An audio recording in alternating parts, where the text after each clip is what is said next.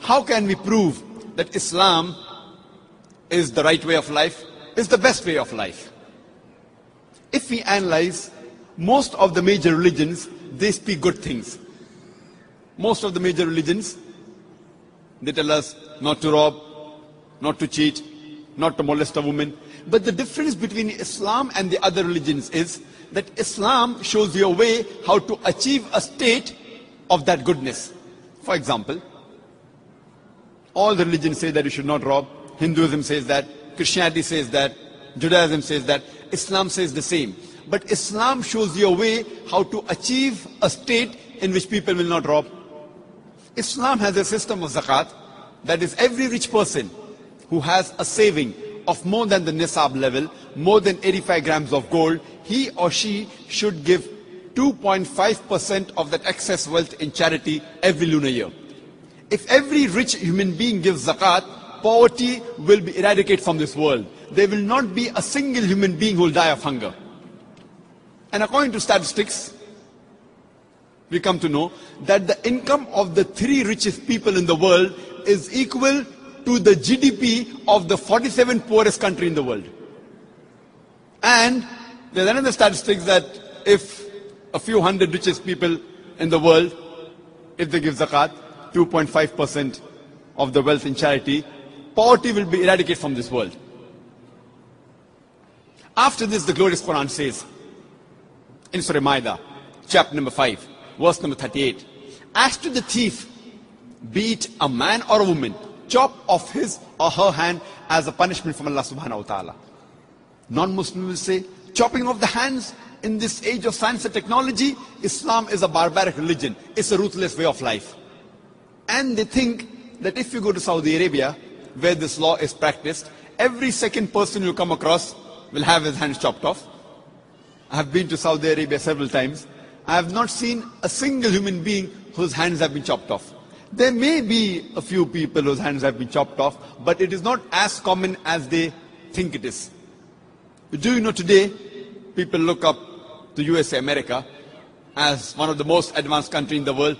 Do you know it has one of the highest rate of robbery and theft in the world?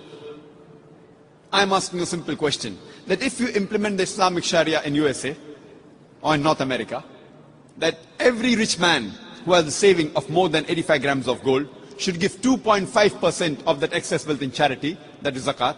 And after that, if any person robs, chop off his or her hand as a punishment. I'm asking a question, will the rate of robbery and theft, will it increase? Will it remain the same or will it decrease? But naturally it will decrease. It's a practical law. You implement the Sharia and you get results. That's the reason the least rate of robbery and theft in the world in any country, it's in Saudi Arabia. Similarly, most of the major religions say that you should not molest a woman, that you should not rape a woman. Hinduism says that, Christianity says that, Judaism says that, Islam says the same.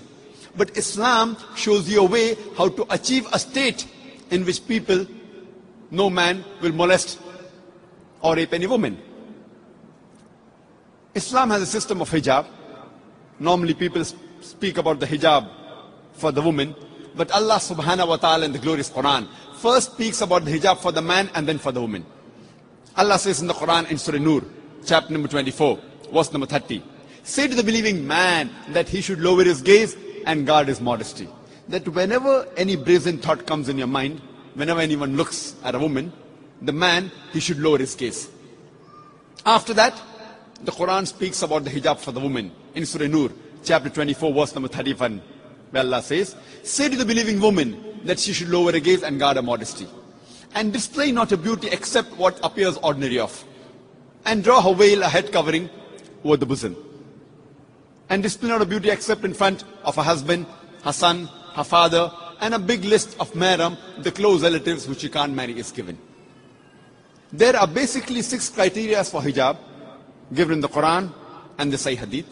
The first is the extent which differs between the man and the woman. For the man, it's from the navel to the knee. For the woman, the complete body should be covered. The only part that can be seen are the face and the hands up to the wrist. The remaining 5 criteria are the same for the man and the woman. The second is the clothes they wear, it should not be tight so that it reveals the figure. Third, it should not be transparent. Fourth, it should not be so glamorous so that it attracts the opposite sex. Fifth, it should not resemble that of the opposite sex. And sixth, it should not be a sign of the unbeliever. And the reason for hijab is given in Surah Ahzab, chapter 33, verse number 59, where Allah says, O Prophet, tell your wives and your daughters and the believing women that when they go abroad, they should put on the cloak, so that they shall be recognized and it will prevent them from being molested. Quran says hijab has been prescribed for the women so that they shall be recognized and it will prevent them from being molested. For example, if there are two twin sisters who are very beautiful, who are equally beautiful, and if they are walking down the streets of Toronto, maybe Yonge Street, and if one twin sister, she is wearing the Islamic hijab, the complete body cover except the face and the hands up to the wrist, and the other twin sister, she is wearing the Western clothes, the mini skirts or short, and if round the corner there is a hooligan, there is a ruffian who's waiting for a catch, who's waiting to tease a girl, which girl will he tease? Will he tease the girl wearing the Islamic hijab, or will he tease the girl wearing the mini skirts or short?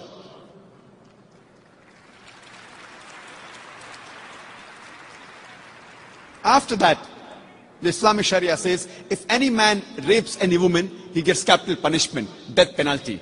People say, death penalty? In this age of science and technology, Islam is a barbaric religion. It's a ruthless way of life.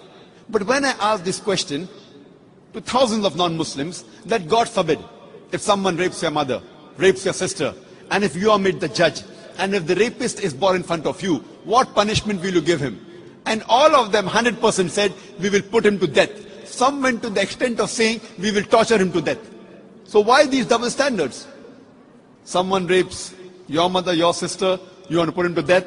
Somebody rapes somebody else's mother or sister, you say death penalty is barbaric law. Do you know, according to statistics,